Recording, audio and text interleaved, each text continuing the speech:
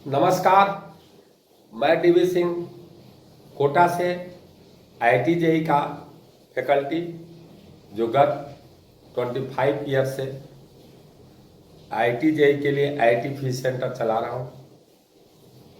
मेरी अरिहंत से किताबें भी आती हैं जिसमें डिस्कशन एंड सॉल्यूशन ऑफ आई रोडो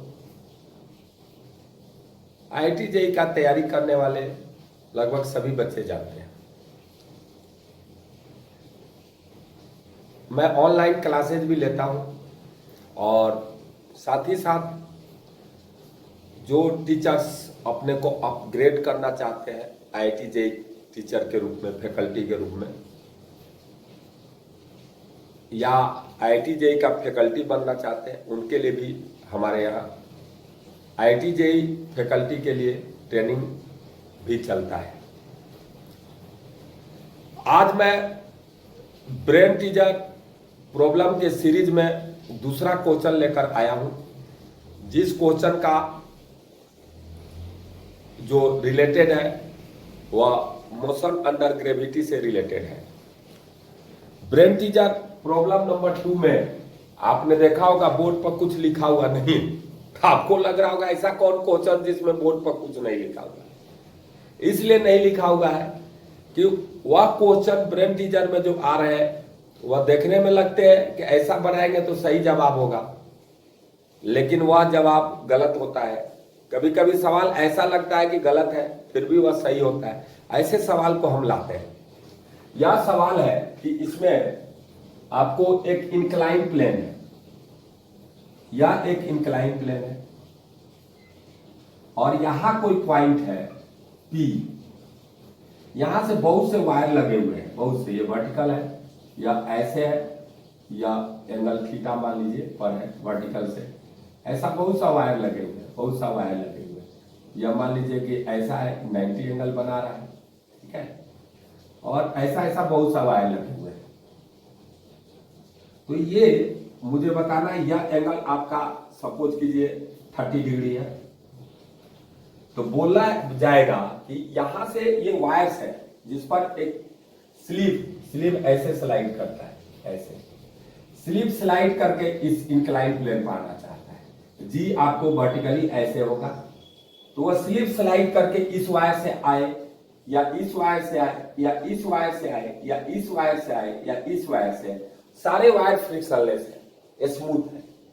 तो पूछा जा रहा है कि यह थीटा की वैल्यू क्या होगी वर्टिकल से, या कौन थीटा एंगल जो वायर्स बना रहे हैं उसमें आपको ये बताना है कि ये कौन वायर होगा जिस पर ये स्लाइड कराएगा, तो उसमें लीस्ट टाइम लगेगा या मिनिमम टाइम लगेगा। जैसे इस फिगर को समझिए, ऐसा कुछ है, ऐसा कोई इंक्लाइन प्लेन है और इसका इंक्लिनेशन 30 डिग्री दिया गया है और यहां से बहुत से वायर लगे हुए हैं इस पर, यहां से, और एक वायर से, कौन वायर से जो वर्टिकल से हुआ वायर कितना एंगल बनाएगा कि उस वायर पर एक स्लिप स्लाइड करके आए तो उसको इस इंक्लाइन प्लेन पर पहुंचने में मिनिमम टाइम लगे। ये क्वेश्चन है, समझ गए क्वेश्चन को। तो अब देखिए इसमें कंफ्यूजन कहां से शुरू होगा। पहला क्या है कि जल्दी आना है तो ग्रेविटी के डायरेक्शन में आओ, सन नहीं आप पहुंच जाओगे, लेकिन जल्दी आओगे तो जी तो इधर लाएगा आपको। लेकिन इसका एक निगेटिव पॉइंट क्या है कि जैसे ही यह जी लाना चाहेगा आपको, वह क्या होगा कि जी तो ठीक है यहां आपको ला देगा, परंतु इसमें एक निगेटिव पॉइंट है कि यह लेंथ भी बढ़ जाएगा। तो टाइम जैसे ऐसे हम आइडिया ले S equal to half AT square से ही आइडिया अगर ले हम, तो आपको टी इक्वल टू होता है √2s/, एक सिंपल आइडिया ले रहे हैं। तो अगर एस जो कहते हो और ए घटाया जाए तो ए बढ़ाया जाए तो टी बढ़ जाएगा, घट जाएगा, टी घट जाएगा। लेकिन एस भी बढ़ रहा है और ए भी बढ़ रहा है, तब दिक्कत है बताना टी मिनिमम है। तो इसमें जी ठीक है कि डायमेंशन देना आएगा लेकिन लेंथ बढ़ गया। इस वायर पर आप सोचोगे कि ओ ये लेंथ सबसे कम होगा, तो इधर जी का कंपोनेंट लोगे, तो जैसे आप जी का इधर कंपोनेंट लोगे तो आप पूरा जी तो लगेगा नहीं, जी का एक जगह पर जी का कंपोनेंट आएगा, तो ये तो घट गया, सही है, लेकिन ये क्या हो गया, ये भी घट गया। जी का अब इधर एक कंपोनेंट आएगा, इसीलिए ये भी टाइम मिनिमम होगा, ऐसा कहा नहीं जा सकता, परंतु ऐसा फील आएगा कि हो सकता है कि वह टाइम मिनिमम हो। यानी हमारे मन में दो कंफ्यूजन आएगा, एक तो कि यह स्लाइड होकर आएगा तो मिनिमम टाइम आएगा, या यहाँ से जो वायर इस इंक्लाइन पर परपेंडिकुलर होगा उस पर स्लाइड करके आएगा तो उसमें आपको मिनिमम टाइम लगेगा।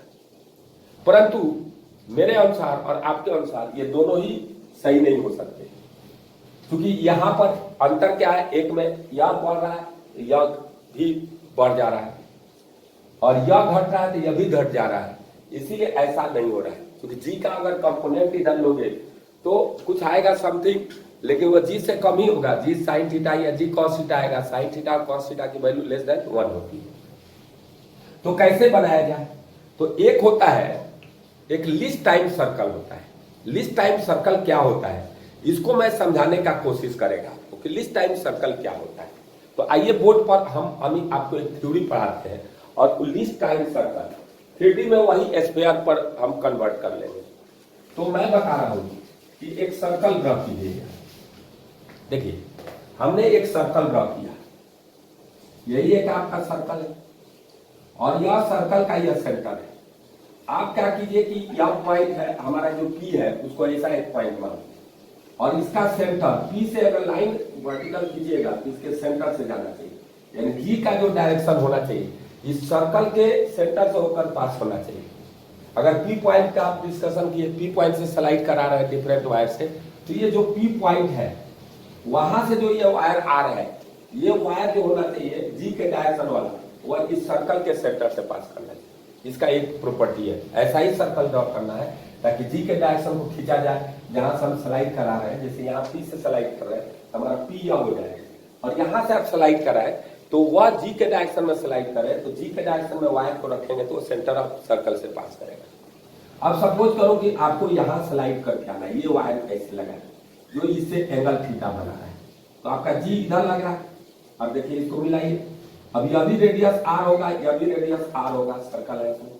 अब यह थीटा है, इसके सामने का एंगल और इसके सामने का एंगल बराबर होगा, तो ये एंगल हो जाएगा पाई माइनस 2 थीटा। तो एक साइन रूल होता है आपके पास, उससे यह डिस्टेंस एस निकाला जा सकता है। क्या होगा, R by sine theta, R by sine theta. R by sine theta का मतलब आप समझ रहे हैं, आर बाई साइन थीटा का मतलब हुआ क्या, समझिए, आर बाई साइन थीटा का मतलब हुआ यह आर है, इसके सामने का यह एंगल, अब इसके सामने का एंगल यह डिस्टेंस है S by sine pi minus theta, सही है। अब देखो यहां से साइन पाई माइनस 2 थीटा क्या होता है, साइन थीटा, साइन 2 थीटा होगा, तो ये आपको आ जाएगा R by sine theta is equal to S by sine 2 theta. यहां से अगर एस देखा जाए तो यह होगा R by sine theta into sine 2 theta, और यह जनरल एस हो जाएगा R by sine theta into 2 sine theta into cos theta. ये होगा, ये सॉरी ये ठीक है। अब देखिए इसको अगर तोड़ा जाए तो यह होता है 2 sine theta into cos theta, ये होता है। तो यह एस इक्वल टू, यहां अगर देखा जाए तो आपका एस आ गया R by sine theta into sine 2 theta को आप लिख सकते हैं 2 sine theta into cos theta. इस तरह देखा जाए एस आ गया आर 2r कॉस थीटा, और इधर अगर जी का कंपोनेंट लिया जाए तो जी इधर है तो इधर आएगा कॉस थीटा, क्योंकि एंगल क्योर कॉस होता है, जी का इधर कंपोनेंट जी कॉस थीटा हो गया, तो यह होगा ये S equal to half A T square, A T के पर जी कॉस थीटा हो गया इंटू टी स्क्वायर, एस आ गया 2r कॉस थीटा, यहाँ से यहाँ का डिस्टेंस, और यह होगा आपको half into g cos theta into T square.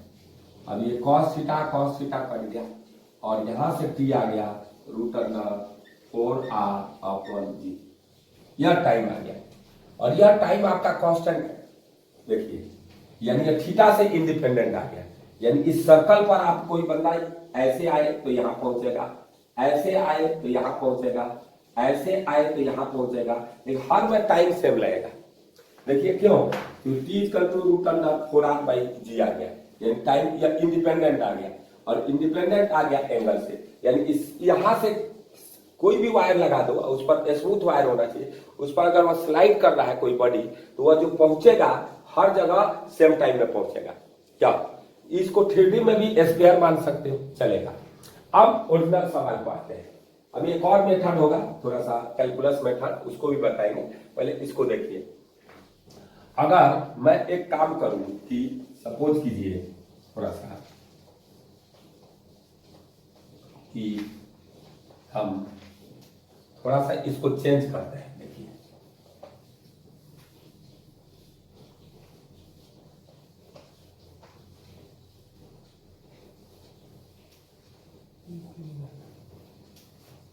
थोड़ा सा मैं चेंज करने का कोशिश करता है, ठीक है। इसको तो देखिए क्या होता है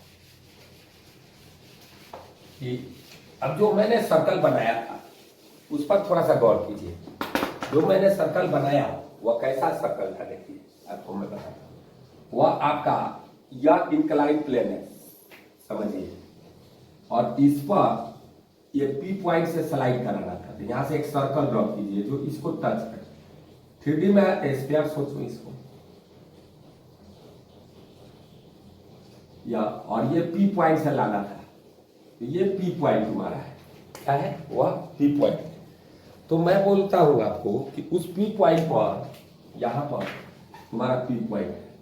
तो जी के डायरेक्शन में जो वायर होगा वो कहां से पास करेगा, इसके सेंटर से पास करेगा। अब यहां टच कर रहा है और यहां से कोई आएगा वायर तो ऐसे आएगा, और एक वायर यह होगा, समझिए, जो यहां टच करेगा और यह पहुंच जाएगा इंक्लाइन प्लेन पर। और यह एंगल आपको, ये एंगल अल्फा था और यह एंगल हम वर्टिकल है, यह एंगल आपको थीटा निकालना है। क्योंकि इसी में सबसे कम टाइम लगेगा, क्योंकि यहां से यहां आने में जो टाइम लगेगा उतना ही यहां से यहां आने में टाइम लगेगा। इतना एक्स्ट्रा टाइम लगना इसमें लग जाएगा। यहां से यहां आने में जो टाइम लगेगा उतना ही यहां से यहां आने में लगेगा, इसमें एक्स्ट्रा टाइम लग जाएगा। यहां से यहां आने में जो टाइम लगेगा यहां से यहां लगेगा, इतना में एक्स्ट्रा लगेगा। यानी यह टाइम भी इसके बराबर होगा, यह टाइम भी इसके बराबर होगा। और कोई भी अगर वायर लगा दो इंक्लाइन प्लेन पर, तो सर्कल से बाहर जाकर के मिल रहा है, और यह टाइम यह टाइम यह टाइम यह टाइम बराबर होगा। इसमें इतना एक्स्ट्रा टाइम लगेगा, इसमें इतना। इसीलिए यह जो टच कर रहा है वहां जो वायर आ रही है इसी में लिस्ट टाइम लगेगा। क्लियर हो गया। अब यह थीटा निकालना है। अब यह सेंटर है भाई इसका सर्कल का। अब इसको मिला दीजिए यहां से। जैसे आप यहां मिलाएंगे तो आप बात को समझो। आपको जैसे यह मिलेगा तो यह टेंजेंट है, यह रेडियस है, तो इनके बीच में एंगल 90 होगा। अब यह वर्टिकल है, इसको आगे बढ़ा दीजिए तो यह भी एंगल 90 हो गया। यह अल्फा है कि 90 माइनस अल्फा होगा, यह भी होगा आपको 90 माइनस अल्फा। और यह 90 माइनस अल्फा हो गया यह, तो ये एंगल होगा अल्फा, और यह एंगल आपको हो गया अल्फा। तो अल्फा जब हो गया यह एंगल, समझो यह एंगल अल्फा हो गया, यह एंगल।